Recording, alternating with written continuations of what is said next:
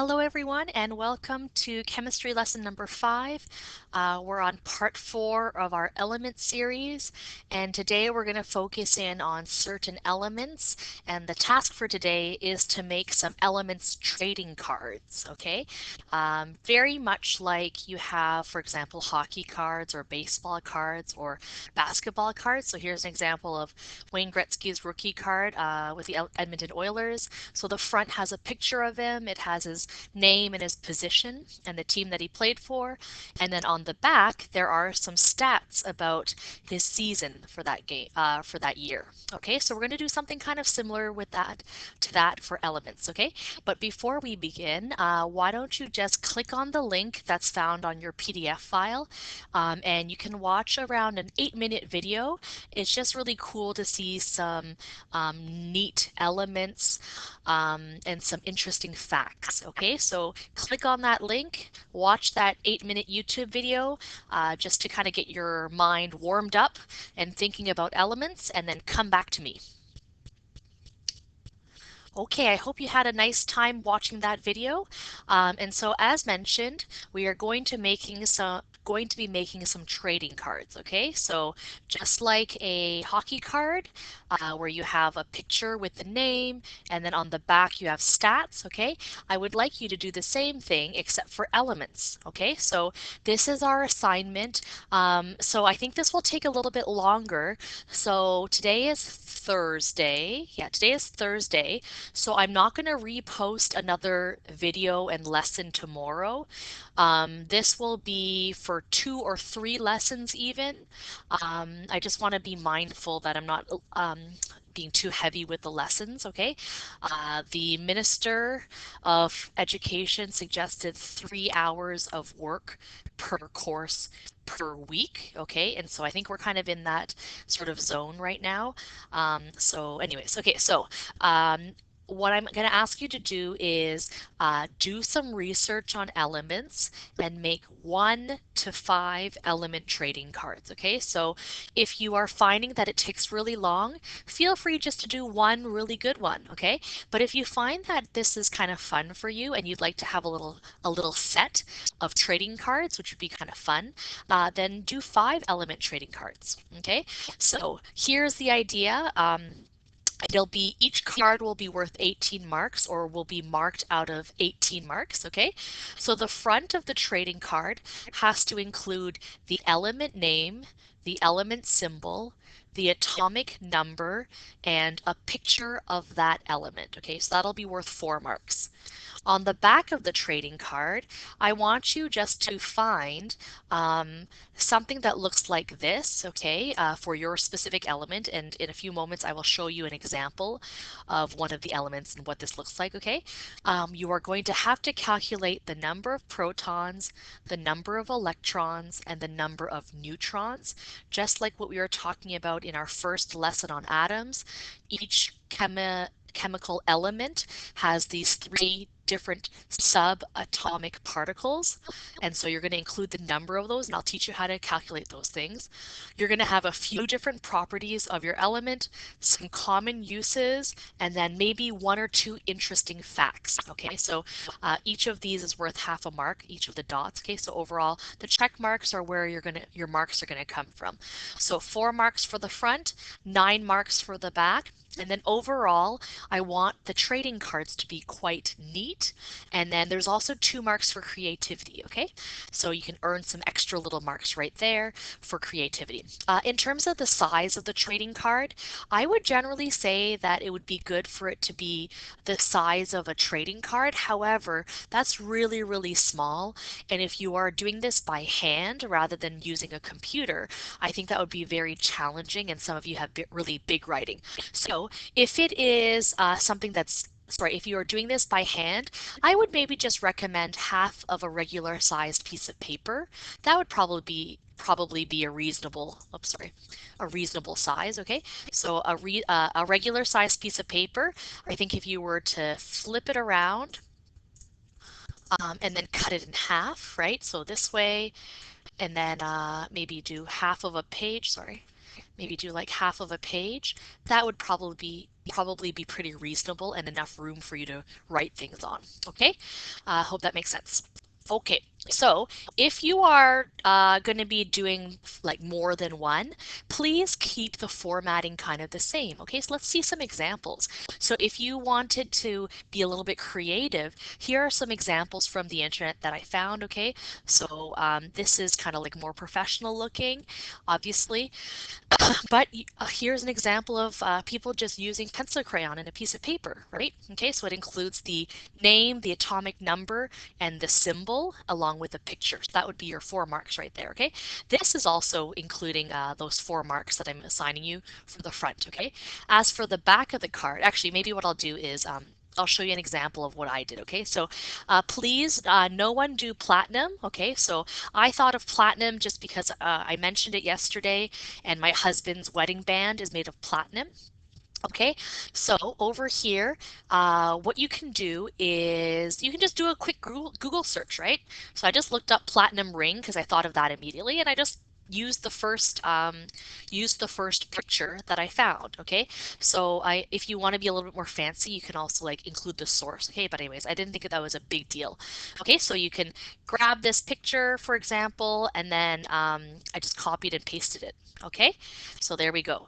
Now, in terms of platinum and looking up information, the easiest thing to do about finding like, this information right here would be to look up from our previous right over here, okay? Everyone, you already had access to your periodic table from before, okay? And so all your information is right over here, okay? So for me, platinum, it was number 78. It's right over here, okay? So I just got my information from here. You can copy and paste it. You can just draw it, whatever, okay? So 78, PT is the chemical symbol, platinum is the name, 195.08, that's the atomic mass or the atomic weight, okay? So atomic weight and atomic mass are the same thing, this bottom one, okay? So you can look that up. Okay, next up. Let me just see. Yep. Okay, so that takes care of the front, okay? Now as for the back, okay, so we need to have the number of protons, the number of electrons, and the number of neutrons. Let's just talk about that, okay? So the number of protons is simply the atomic number, okay? So that's like right here, okay? The number of electrons is also 78, okay? Those two things are the same. If you want to get the the number of neutrons, you have to do a short calculation, okay? So let me show you what that would be. So it's the atomic mass, okay, right there, minus the atomic number, which is up there. Okay, so I hope that makes sense. That's where I get those numbers from. So if I were to use my calculator, okay, so let me clear this out. Okay, so I'm going to take my atomic mass, which is 195. So 195. Now, if there's extra numbers here, just drop them. But if, for example, this was 195.80, I would just round it properly. Let's use the nearest whole number. So after the 5, I'm going to drop off any other numbers, and I ask myself, does this stay a 5 or does it bump up to a 6? So I look to the next number over, that's a 0. The 0 does not have enough weight or power to bump this up, so it stays at 195. Okay, so I'm doing 195, and then after that, I'm going to minus the 78. So minus 78 equals, okay? So I get 117. That's where I got this 117 from. Okay, so let me just write that down. For me, it was 195 minus 78. That gives me my number of neutrons. Okay. Next up, I want to find some properties. So easy if you have internet, right? So I'm looking up, for example, physical properties of platinum. Okay, so you don't have to look very far. I don't even have to click on the link even. Okay, and it says, okay, physically, platinum is a heavy, soft, malleable, and ductile. It has a fairly high melting point. Chemically, it's often described as a noble metal because it is so unreactive. Okay, so right there, there's just a bunch of information. You're going to practice summarizing the information. So I just summarized it as the properties are that it's heavy, it's a soft metal, It's silver, it's malleable, and it's unreactive, okay? And we talked about malleability, right? We learned about this before March break. Malleable is the ability to bend things or shape them. Okay, okay, so next up, common uses. So again, it's so easy. I just have to look up, I just have to Google common uses of platinum. And then look at this. Platinum is widely used as a catalyst for chemical reactions. The most important use of platinum is in vehicles as a catalytic converter, okay? So a catalyst means that it speeds up a chemical process. So what platinum does is it facilitates the complete combustion of any hydrocarbons passing through the exhaust. So that means that it burns up any excess carbons from your car. That's kind of cool, okay? And then also maybe the one that's more kind of like common or a little bit easier to understand is that platinum is used in jewelry, decoration, and dental work. Okay, so again, I'm just going to summarize that in some common uses. Uh, the common uses for platinum are in jewelry, dental work, and it's a catalyst in car engines. Okay, so you can just keep it nice and short. Okay, and then I looked up a cool fact. Okay, so an interesting fact or a cool fact. So let me just see. Okay, so when I Google interesting facts about platinum, it says some stuff over here, but I'm kind of like, that's not that interesting. But right over here from Wikipedia, I see that it says its name is derived from the Spanish term platino, meaning little silver. So platinum, where it got its name from is from uh, Spanish, and it means little silver. That's kind of cool. So I kind of summarized that. Its name is derived from the Spanish term platino, meaning little silver. Okay, so everyone, this is just an exemplar. Let me just see if I have anything else there. Nope. Okay, so this is an example of one card. And so feel free to get a little bit creative with this. You have today, Thursday, tomorrow, Friday, and also Monday as well to finish this off. Just because I know it's a little bit more challenging, you might need to get a little bit of help from any parents or guardians, older sisters, younger brothers, whatever it is, okay?